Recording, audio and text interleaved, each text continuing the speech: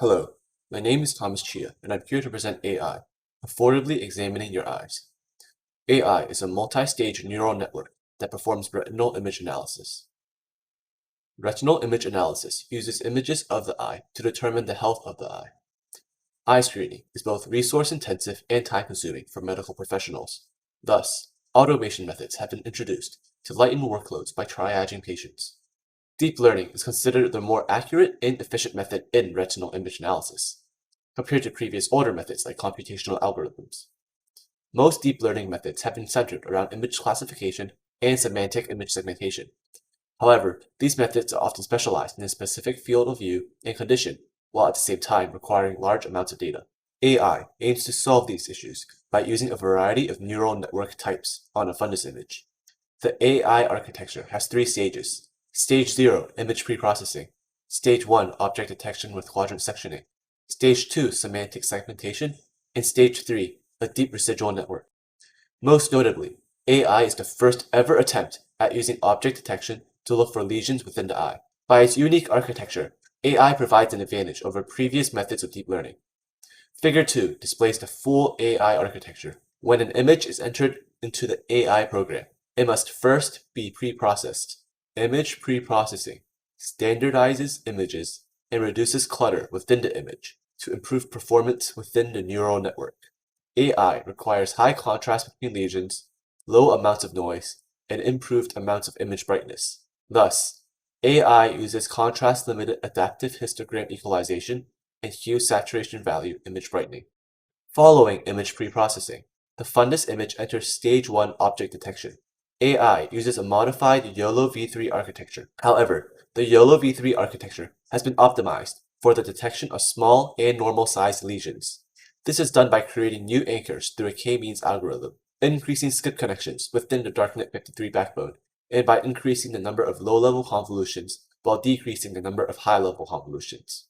Once the fundus image is in the model, the optic disc and optic cup and the macula are located. Then the image is segmented into 4 quadrants. Lastly, each quadrant of the image is detected one more time. This helps increase performance within the object detection stage. AI is trained on a random sample of 100 images, taken from the Ocular Disease Intelligent Recognition dataset. An additional 30 hand-selected images were also used. After the images were selected, regions of interest were cropped out to be labeled, expanding the dataset to a total of 250 images. The labels were then confirmed by an ophthalmologist to ensure their accuracy. Here are 2 sample outputs of the object detection with quadrant sectioning method. On the first row, the image contains hard exudates, cotton wool spots, and other lesions. The object detection with quadrant sectioning method was able to detect a majority of the lesions. On the second row, the image contains drusen. The method was still able to detect a majority of the drusen. However, there were some misclassifications.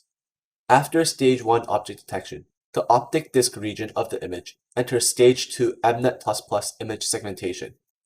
MNet++ is derived from the UNet and MNet models. However, MNet++ achieves greater performance due to more skip connections between the encoding and decoding sequence of the model. The novel MNet++ neural network is used to segment the optic disc and optic cup. After we segment the optic disc and optic cup, a mask is generated, and a rotated ellipse is then approximated on top of the mask. Lastly, the heights of the ellipses are used to calculate the vertical cup-to-disc ratio. Lastly, in Stage 3, a deep residual network is used to confirm the outputs of the model. We use a sequential model that contains skip connections and convolutions with a leaky rectified linear unit activation function.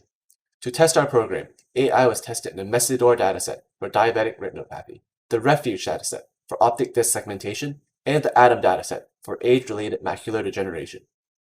AI has a sensitivity of 0.85 and a specificity of 0.98 on the Messidor dataset.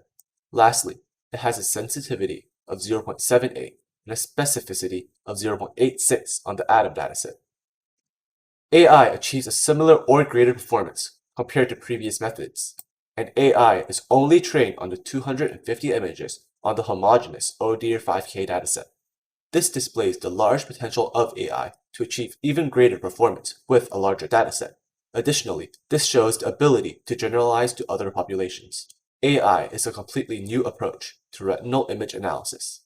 It employs new techniques and can be used in almost any situation due to its lightweight architecture. However, AI is not yet a definitive solution to eye screening, but it can be used to assist medical professionals in triaging referral for treatment. The AI program is shown and can be used in 3 easy steps. In step 1, an input fundus image is uploaded. In step 2, the submit button is entered. Lastly, in step 3, the results of the AI program are shown. The QR code on the slide links to the AI program and full research paper for more in-depth information on the neural network. Thank you for listening to this presentation on AI, utilizing multi-stage neural networks and landmark localization for fundus image disease detection.